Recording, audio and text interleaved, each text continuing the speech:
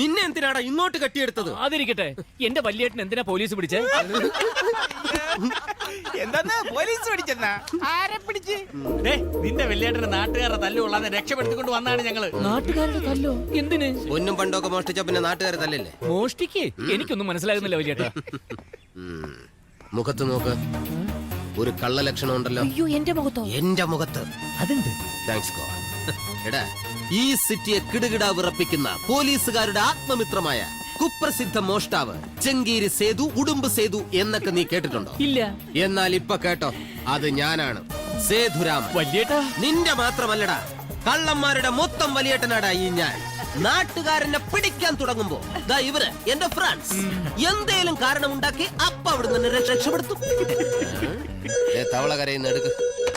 Hello. ആ sir, complaint ആയിട്ടൊന്നുമില്ല sir. നമ്മുടെ ചെങ്കീരി സേതു. ആരാടേ? ഫോട്ടോ സേ രമണൻ സാർ. നമസ്കാരം സാറേ. സാർ ഇന്നലെ ഒരു പൊതി കൊടുത്തയച്ചായിരുന്നു, കിട്ടിയല്ലോ അല്ലേ? എന്താ മോൻ അടുത്ത ആഴ്ച MB അഡ്മിഷനോ? എത്ര വേണം? 30? ഓക്കെ, ഞാൻ കൊടുത്തേക്കാം. ശരി.